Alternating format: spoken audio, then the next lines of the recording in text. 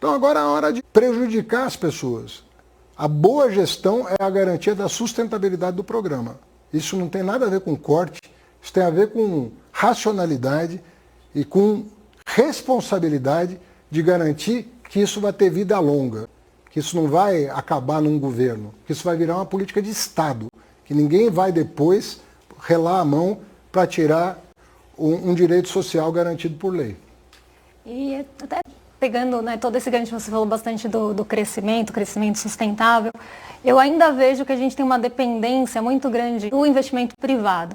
A gente viu no passado que a gente teve problemas, né, para conseguir que esse investimento privado ele acontecesse, porque no final, se a gente pegar a desoneração ou os custos de energia acabaram virando lucro para a empresa e não um investimento que tivesse um impacto produtivo, e aí entrando de novo nessa dependência do investimento privado. E agora a gente está num cenário mais desafiador, com uma Selic alta que acaba fazendo com que a expectativa de lucro para aquele empresário, para aquele, enfim, consiga almejar uma expectativa de lucro maior que a Selic para ele colocar o dinheiro na produção, ou até mesmo, se a gente for pensar, o custo de crédito vai ficar mais caro, o ambiente mesmo macroeconômico fica um pouco mais desafiador para o investimento privado. Como que a gente pode trabalhar com a diminuição dessa dependência ou até estímulo dessa demanda? Porque com a Selic mais alta até os agentes começam a pensar, bom, a demanda vai cair, o custo de crédito vai ficar mais caro, eu vou precisar de um lucro mais alto. Como que a gente trabalha nesse ambiente para favorecer esse investimento ou não, né, reduzir a dependência? Então, é aprovando a quantidade de leis que nós estamos aprovando. Nós aprovamos 32 leis estruturais nos últimos 2 anos. Temos outras 20 em tramitação, metade em tramitação, metade a ser encaminhada esse ano. Já pactuada, uma agenda já pactuada, tanto com o presidente Hugo Mota quanto com o presidente Alcolumbre. Fiz questão de pessoalmente apresentar a agenda econômica. Nós podemos ter nos próximos dias uma coisa inédita no Brasil, que é o consignado privado. Veja você, Leandro, um trabalhador seletista que trabalha numa grande empresa, que tem convênio com um banco, ele consegue fazer o consignado da folha de pagamento. É uma minoria. Pega o conjunto de empregados domésticos, por exemplo. Você acha que alguém vai com 2 funcionários em casa, uma funcionária em casa, vai fazer um convênio com o banco para fazer um consignado daquele trabalhador? Não vai ter. O que nós estamos fazendo? O consignado vai no e-social. Quer dizer, não importa onde a pessoa esteja empregada, você vai fazer o desconto do empréstimo dela a um juro muito menor, a menos da metade do que se paga hoje.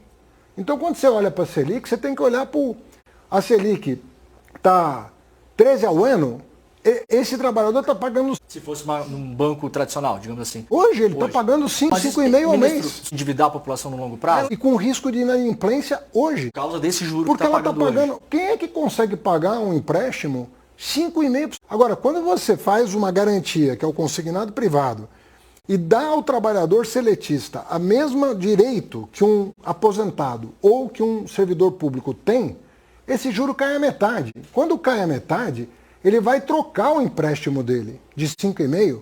Nós vamos dar 90 dias, os 90 dias iniciais desse programa, é para a pessoa trocar o empréstimo dele de 5,5% por um de 2. Um dinheiro barato para pagar um dinheiro caro. Para pagar o dinheiro caro. Então nós vamos dar 90 dias para migrar essa população, que agora tem uma garantia para não pagar o juro que ela está pagando hoje. Entendi. Então, independentemente da Selic, você vai estar fazendo uma coisa para o bem da família brasileira. Às vezes o trabalhador nem sabe quanto está pagando de juro. Ele toma um empréstimo que ele precisa, ele verifica se a parcela do empréstimo cabe no bolso dele e ele não faz a conta do juro que ele está pagando.